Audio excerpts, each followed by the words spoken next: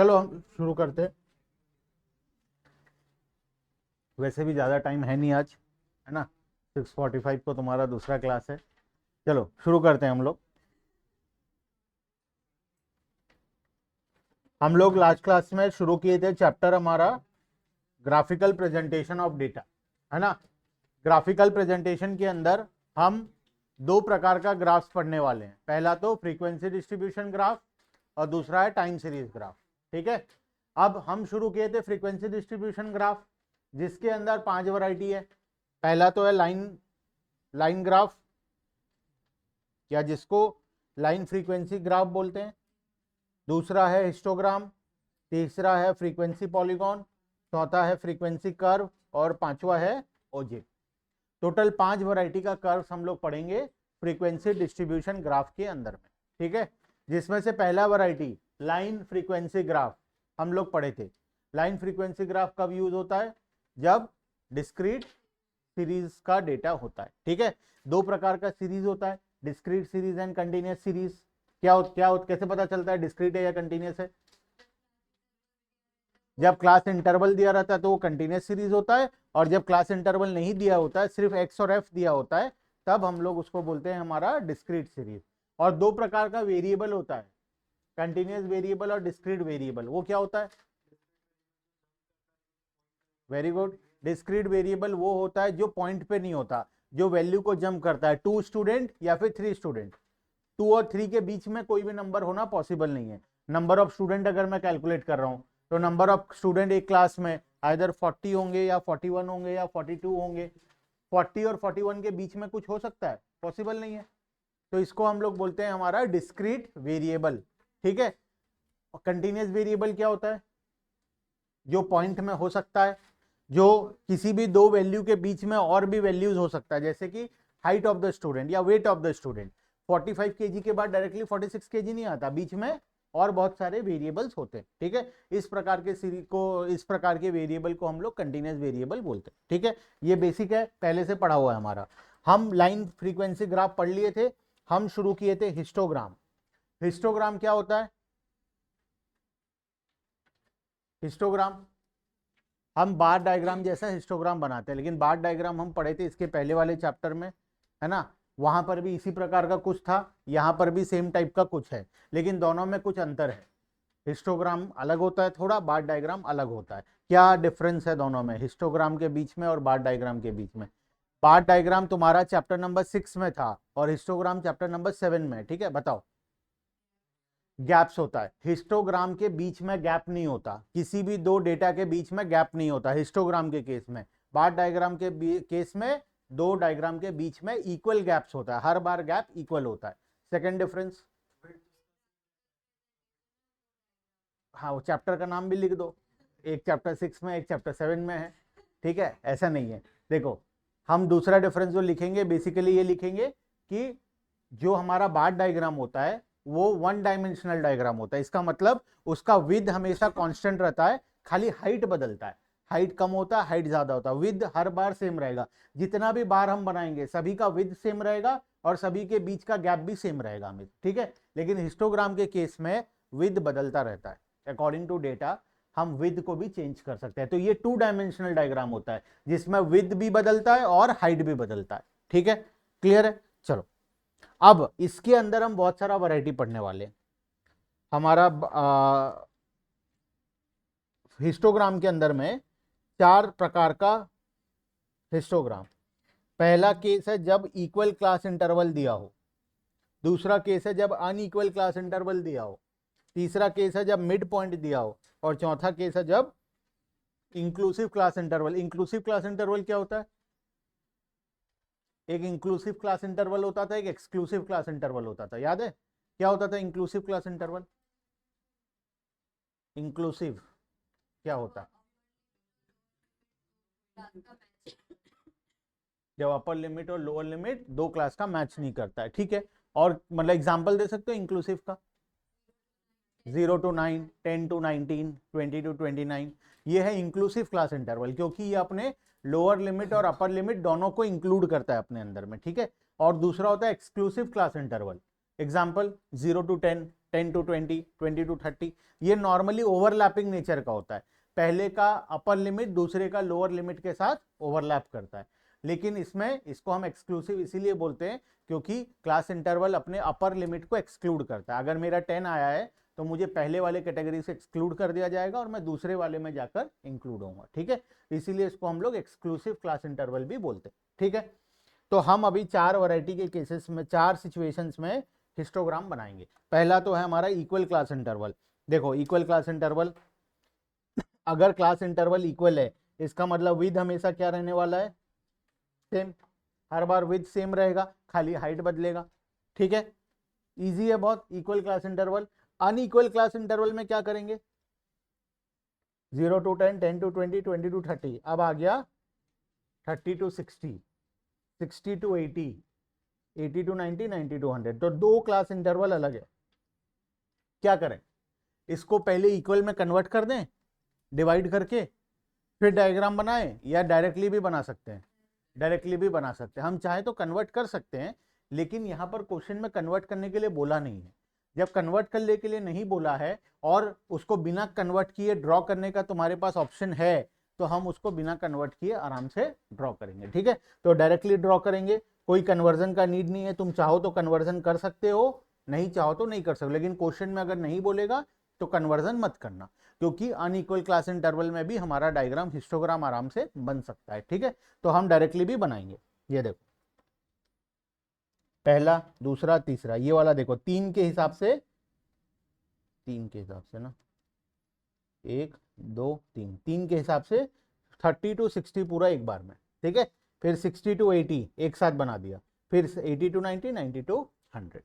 With बदलता गया, पहले विद सेम था, फिर आकर विद बढ़ गया, और उसी के अकॉर्डिंग जैसे हमारा क्लास इंटरवल है हमारा विद उसी हिसाब से चेंज हो जाएगा। इजी है बहुत, ठीक है। तीसरा वैरायटी में चलें, मिड पॉइंट आर गिवन। अब बताओ अगर मिड पॉइंट दिया तो क्या करें, डायरेक्टली बना सकते हैं डायग्राम, मिड पॉइंट को लेकर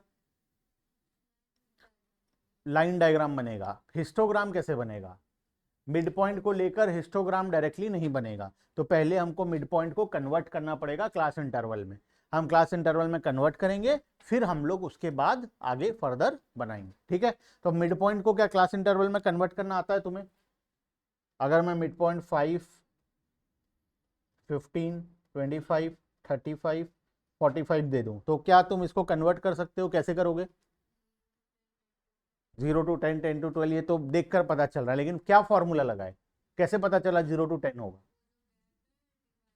गैप को डिवाइडेड बाय 2 करेंगे, मतलब 5 और 10 के 5 और 15 के बीच में गैप कितना है? 10 डिवाइडेड बाय 2, कितना हुआ? 5। लोअर लिमिट में -5, अपर लिमिट में +5, तो ये आ जाएगा 0 to 10। नेक्स्ट वाला आ जाएगा 10 to 20, उसके बाद 20 to 30, 30 to 40, इसी तरीके से चलेगा। क्लियर है बात? ठीक है। तो हम उसको कन्वर्ट करना आता है हमें, हम कन्वर्ट करेंगे, उसके बाद नॉर्मल क्वेश्चन में कन्वर्ट हो जाएगा, उसके बाद हम हिस्टोग्राम बना लेंगे। सिंपल है, एकदम इजी है, ठीक है। देखो, तो convert the values into class interval और उसके बाद उसको ड्रॉ कर देना, ठीक है। इसीलिए डायग्राम दिया भी नहीं है, इतना इजी है कि डायग्राम दिया ही नहीं है, बुक कर सकते हो आराम से। लास्ट वाला इंक्लूसिव क्लास इंटरवल दिया है, क्या करें? इंक्लूसिव दिया है तो क्या कन्वर्ट करने का जरूरत है या नहीं है?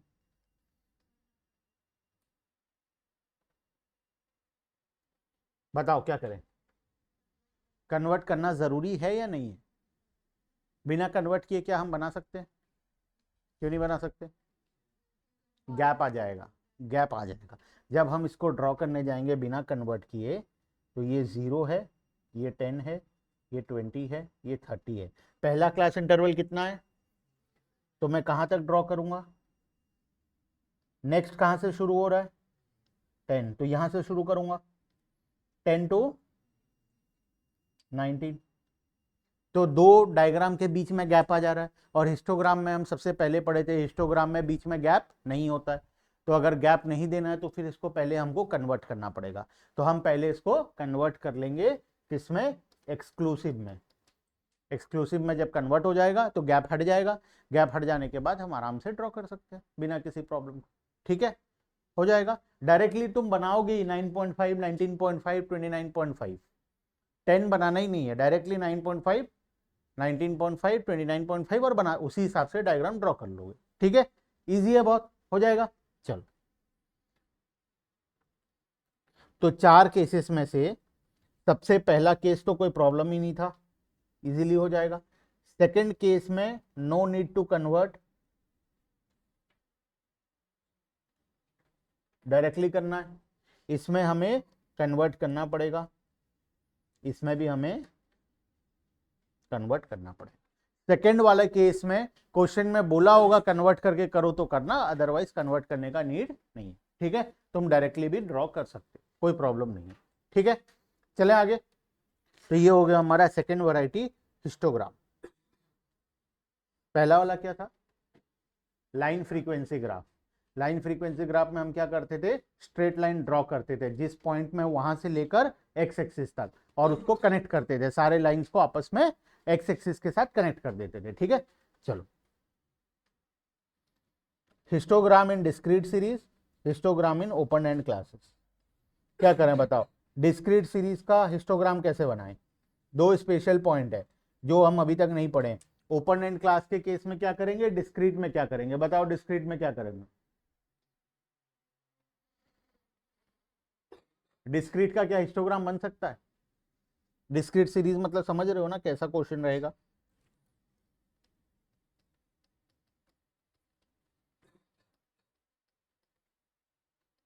ये मिड पॉइंट नहीं है, ये डिस्क्रीट सीरीज ही है। ठीक है, ये आ गया मान लो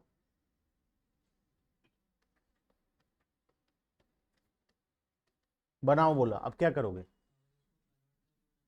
हाँ, डिस्क्रीट सीरीज में हम क्या करेंगे, जो x हमारा वैल्यू रहेगा हम उसको अज्यूम कर लेंगे कि वो मिड पॉइंट है, चाहे वो मिड पॉइंट हो या ना हो, हम उसको अज्यूम कर लेंगे कि वो मिड पॉइंट है, और उसके अकॉर्डिंग हम क्लास इंटरवल निकाल लेंगे। मिड पॉइंट अज्यूम करके क्लास इंटरवल नॉर्मली इक्वल होता है, डिस्क्रीट सीरीज में नॉर्मली इक्वल होता है। अनइक्वल हुआ तो फिर तो अनइक्वल क्लास इंटरवल बन जाएगा, तो अनइक्वल वाला डायग्राम बनाएंगे। ठीक है, देखो, तो हम क्या अज्यूम करेंगे इसमें, वी विल अज्यूम कि ये मिड पॉइंट है, भले वो मिड पॉइंट हो या ना हो।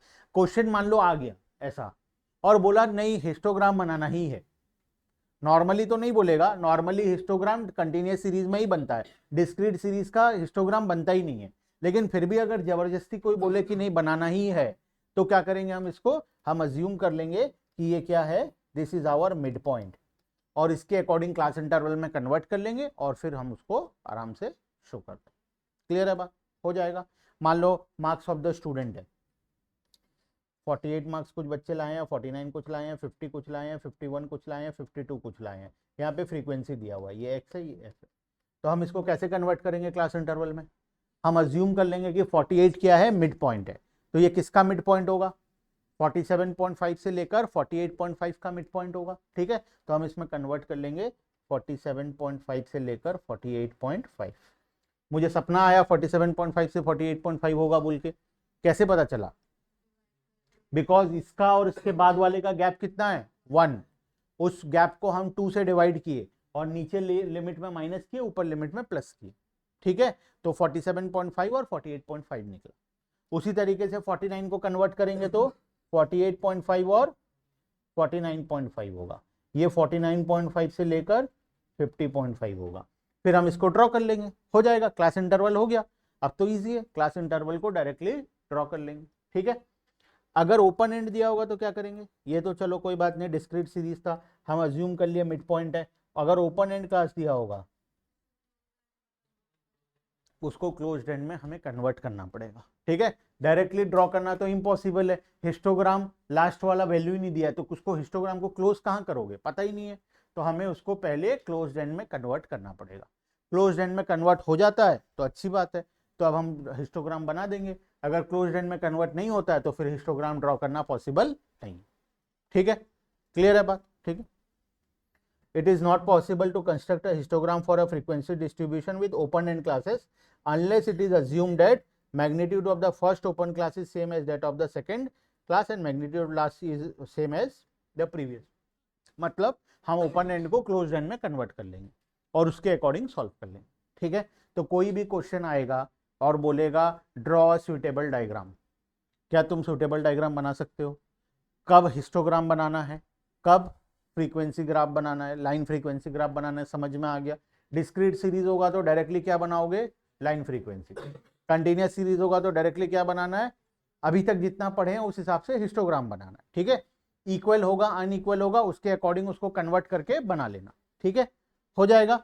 अब आगे चलते हैं तीसरे वैरायटी में। अच्छा, पहले डिफरेंस बिटवीन देख लेते हैं, comparison between histogram and bar diagram जो हम पढ़े। फिर बार डायग्राम कौन से चैप्टर में पढ़े थे? ठीक है, पढ़ लो, डिफरेंस सारा पढ़ा हुआ है हमारा, एक बार फटाफट से रीड कर लो, difference between histogram and bar diagram.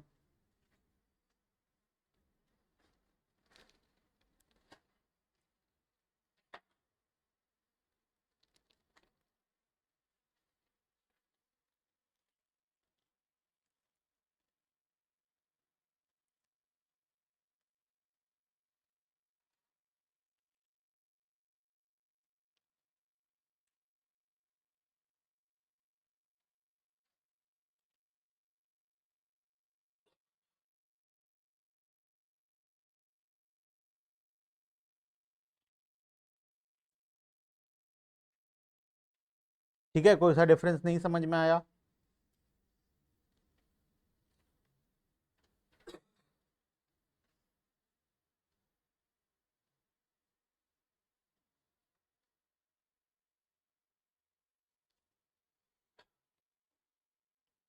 Okay सब, चलें आगे, ठीक है।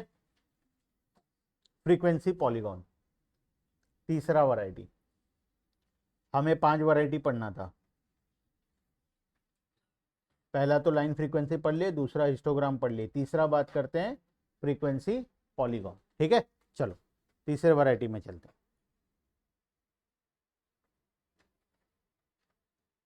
Frequency polygon.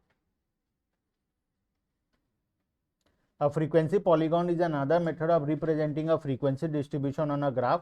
Frequency polygon is alternative to histogram and is also derived from histogram itself.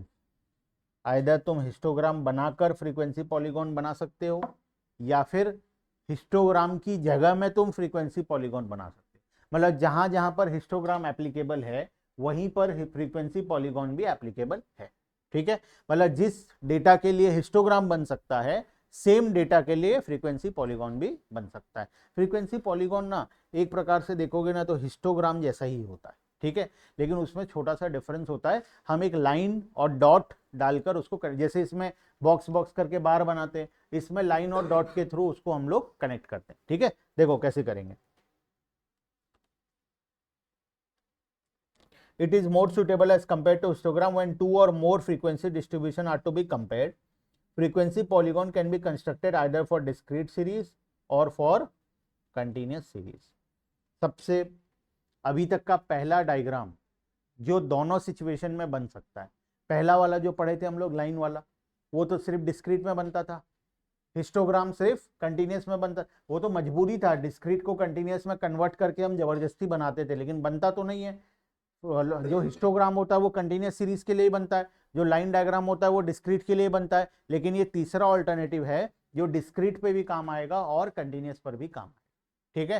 तो अगर कोई ऐसा डेटा होगा जहां पर तुम्हें डिस्क्रीट, मान लो डिस्क्रीट डेटा होगा और तुम्हें लाइन फ्रीक्वेंसी ग्राफ नहीं बनाना है तो तुम डायरेक्टली फ्रीक्वेंसी पॉलीगॉन बना सकते हो, ठीक है। तो फ्रीक्वेंसी पॉलीगॉन डिस्क्रीट सीरीज के लिए भी है, कंटिन्यूस सीरीज के लिए, ठीक है। सबसे पहला डिस्क्रीट सीरीज में कैसे बनाएंगे, देखो एग्जांपल देखो, नंबर ऑफ रूम 1 2 3 4 5 6 दिया है और नंबर ऑफ हाउसेस दिया हुआ है, ठीक है। हम क्या करेंगे, जिस का डेटा जितना है उसी के अकॉर्डिंग हम लोग मार्किंग कर देंगे, ठीक है। मार्किंग करने के बाद मतलब रूम नंबर 1 जो डेटा है 2, ये थोड़ा सा इसका स्केल बिगड़ गया डायग्राम का। नॉर्मली हम क्या करेंगे, 1 का जो है, 2 का जो है, 3 का जो है, 4 का जो है, 5 का जो है, 6 का जो है, हम उसको प्रॉपरली, देखो हम एक काम करते हैं बना लेते हैं।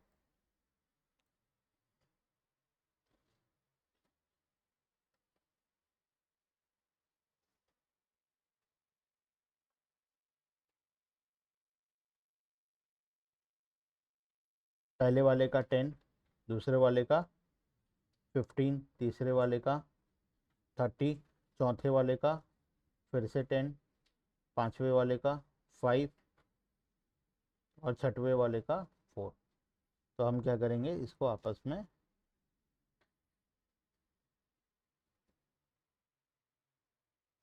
कनेक्ट कर देंगे। अब इसके बाद भी हम आगे कुछ करते हैं, इन दोनों लाइन को हम एक्स एक्सिस के साथ भी कनेक्ट करते हैं। ठीक है, कब करेंगे वो, चलो पहले पढ़ लेते हैं, समझ में आ गया कैसे बनाना है। ठीक है,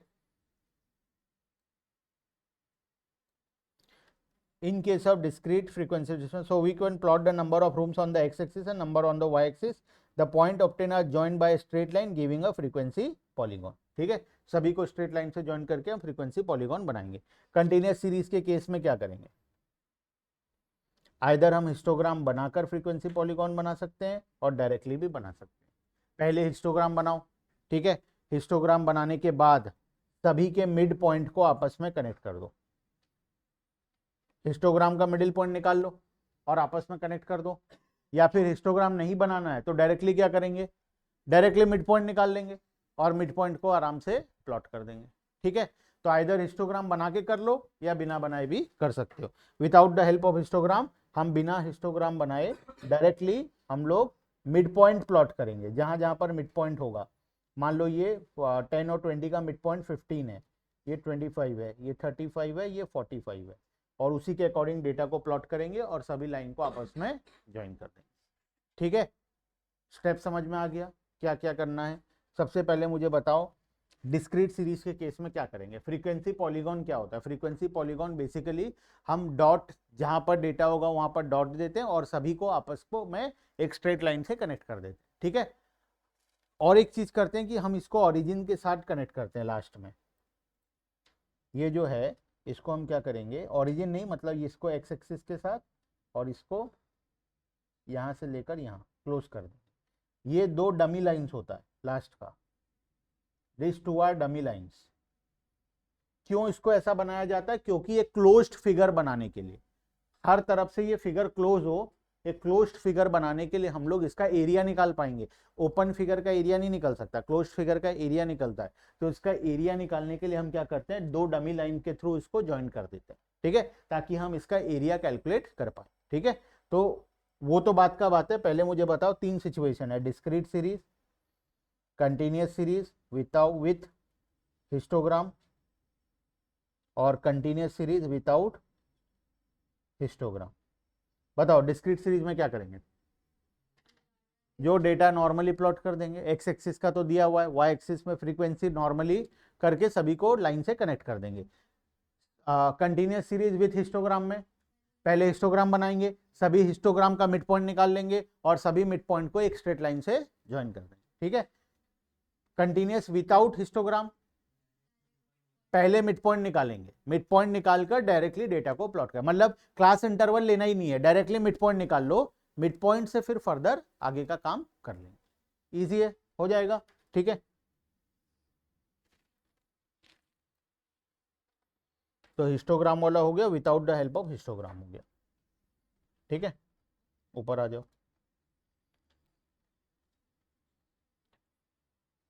फ्रीक्वेंसी पॉलीगॉन कौन कौन से सिचुएशन में यूज होता है, डिस्क्रीट प्लस कंटिन्यूअस दोनों में यूज होता है। पहला वाला डिस्क्रीट के लिए था, दूसरा वाला कंटिन्यूअस के लिए था, तीसरा वाला डिस्क्रीट प्लस कंटिन्यूअस दोनों के लिए। ठीक है, बात करते हैं चौथा, फ्रीक्वेंसी कर्व। ये फ्रीक्वेंसी पॉलीगॉन का भाई है, फ्रीक्वेंसी पॉलीगॉन जैसा होता है, फ्रीक्वेंसी कर्व भी सेम होता है। फर्क सिर्फ इतना है, फ्रीक्वेंसी पॉलीगॉन में हम स्ट्रेट लाइन बनाते हैं, सारे पॉइंट को ज्वाइन करने के लिए हम एक स्ट्रेट लाइन, मान लो ये पॉइंट्स है,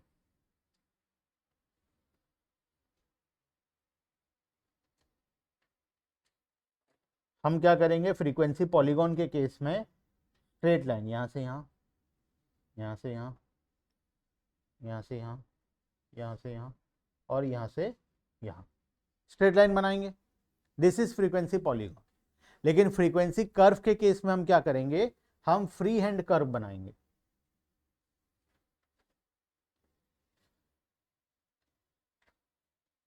दिस इज फ्रीक्वेंसी कर्व, बस इतना ही फर्क है। डायग्राम बनाने का जो तरीका है वो थोड़ा सा बदल जाए। पहले वाले केस में सभी पॉइंट को स्ट्रेट लाइन से ज्वाइन करना था। सेकेंड वाले सिचुएशन में क्या करना है, एक स्मूथ कर्व बनाना जिसमें कोई कॉर्नर ना हो। इसमें बहुत सारा कॉर्नर पॉइंट था, है ना, पुराने वाले में बहुत सारा कॉर्नर पॉइंट था, लेकिन कर्व में कोई कॉर्नर पॉइंट नहीं होता। तो विदाउट कॉर्नर हम एक स्मूथ कर्व बनाएंगे अपने हाथों से। हो सकता है वो कर्व सभी पॉइंट को टच ना करे। एग्जैक्टली टच किया गया इस पॉइंट को? नहीं किया। एग्जैक्टली इस पॉइंट को टच किया? नहीं किया। तो हो सकता है सभी पॉइंट को टच ना करे, एक अप्रॉक्स कर्व हम लोग बनाते हैं, ठीक है। कोशिश करेंगे सभी को टच करे तो अच्छी बात है, लेकिन हो सकता है कि सभी कर्व को वो टच ना करे, सभी पॉइंट को टच ना करे, ठीक है। तो फ्रीक्वेंसी कर्व फ्रीक्वेंसी पॉलीगॉन जैसा ही होता है, बस थोड़ा सा उसमें अंतर ये है कि ये एक स्ट्रेट लाइन होता है और ये फ्री हैंड स्मूथ कर्व होता है। इतना ही फर्क है दोनों के बीच में, ठीक है। चलो पढ़ते हैं फ्रीक्वेंसी कर्व के बारे में।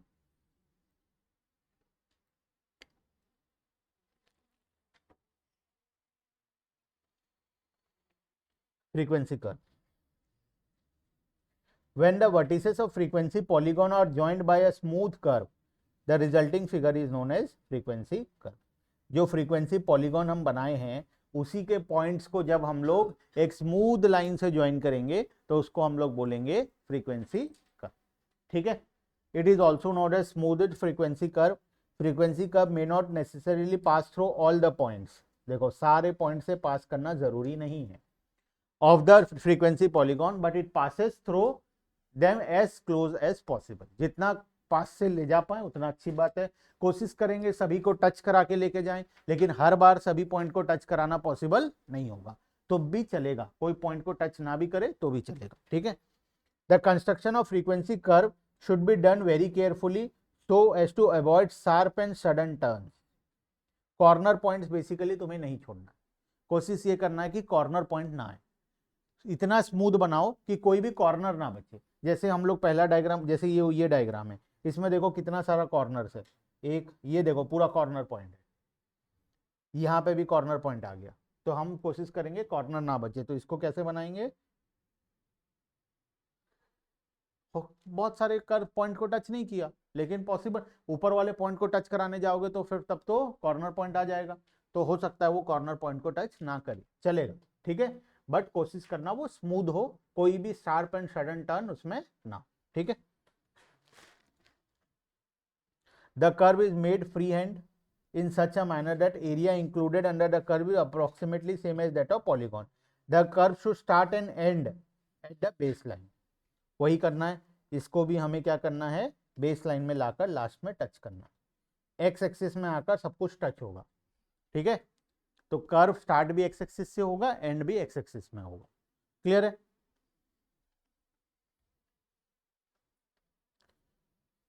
The area under the curve represent the total number of frequency in the distribution. Frequency polygon versus frequency curve. The only difference between the two is that in case of frequency polygon, the points are joined by straight line, और frequency curve में वो एक smooth line से joined हो। बस इतना ही फर्क है। जो frequency polygon है वही frequency curve है। frequency polygon में straight line से join करते हैं, frequency curve में उसको हम एक free hand curve से join करते हैं। टोटल फर्क ही इतना। क्लियर है बात? ठीक है। यहाँ पे एग्जाम्पल दिया देखो, एक स्मूथ लाइन बनाया है और इसको सभी को ज्वाइन किया, एक्स एक्सिस से शुरू हुआ, एक्स एक्सिस में खत्म हुआ, ठीक है। दोनों एंड पॉइंट को लाकर एक्स एक्सिस में टच करना है, ठीक है। एग्जाम में आएगा 6 मार्क का क्वेश्चन में डायग्राम बनाना। एक डायग्राम तो कंफर्म आएगा इस चैप्टर से, आइदर तुम्हें लाइन डायग्राम बनाने बोलेगा, फ्रीक्वेंसी पॉलीगॉन बनाने बोलेगा, हिस्टोग्राम बोलेगा, कुछ तो बोलेगा ही बोलेगा, ठीक है। तो एक तो क्वेश्चन आना ही आना है, ठीक है। उसके बाद ओजिप्स। ओजिप तुम पहले भी पढ़े हो कहीं? ओजिप्स, ओजिप्स दो वैरायटी का होता है, less than ओजिप and more than ओजिप। Cumulative frequency याद है? क्यूमुलेटिव फ्रीक्वेंसी निकालना आता है? एक क्वेश्चन करें, सीएफ निकालोगे? चलो एक क्वेश्चन देता हूं, सीएफ निकालो।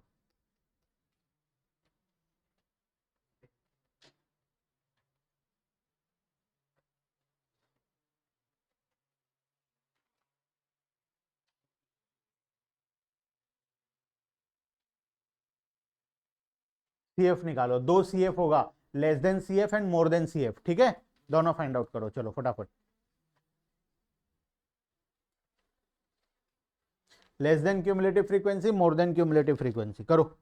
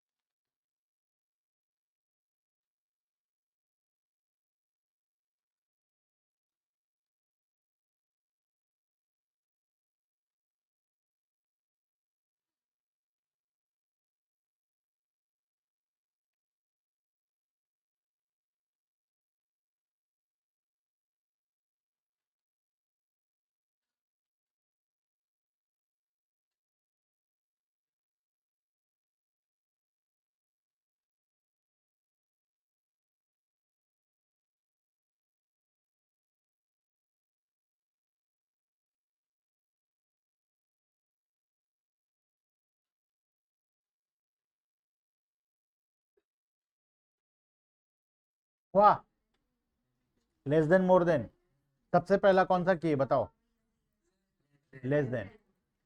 तो लेस देन क्या लिए, लेस देन क्या लोगे, less than 10, less than 20, less than 30, less than 40 and less than 50। कितना आएगा CF, लेस देन 10 कितना आया 5, उसके बाद 12, 15, 23, 25, ये तो हो गया लेस देन। मोर देन में क्या किए, मोर देन के केस में क्या लिए हो गए, सबसे पहला 0, उसके बाद 10, 20, 30, 40। बात समझ में आया। जब मोर देन फ्रीक्वेंसी निकालते हैं तब लोअर क्लास लिमिट को लेते हैं, और जब लेस देन निकालते हैं तब अपर क्लास लिमिट को लेते हैं। यही याद दिलाना मेरा ऑब्जेक्टिव यहाँ से, ठीक है। अब क्यूमुलेटिव फ्रीक्वेंसी, मोर देन 0 कितना होगा, पूरा 25, मोर देन 10, 20, मोर देन 20, 13, ये आ जाएगा तुम्हारा, मोर देन 30 कितना 10, उसके बाद 2, ठीक है। तो अब जब हम ये दोनों डायग्राम को लेकर, ये दोनों डेटा को लेकर डायग्राम बनाएंगे, इसको बोलेंगे हम लोग ओजिप्स। जब मोर देन वाले को लेकर डायग्राम बनाएंगे तो इसको मोर देन ओजिप्स बोलेंगे, जब लेस देन वाले को लेकर डायग्राम बनाएंगे उसको लेस देन ओजिप्स बोलेंगे। बस इतना सिंपल है। डेटा को पहले क्यूमुलेटिव फ्रीक्वेंसी में कन्वर्ट कर दो, ये तो आ ही गया तुम्हें, इसका डायग्राम बनाना। अब ओरिजिनल डेटा को भूल जाओ, अब तुम्हारे पास दो डायग्राम, एक लेस देन का बनाना है, एक मोर देन का बनाना है। इसको लेस देन वाले को लेस देन ओजिप बोलेंगे, मोर देन वाले को मोर देन ओजिप बोलेंगे। बस टोटल इतना ही है, ठीक है।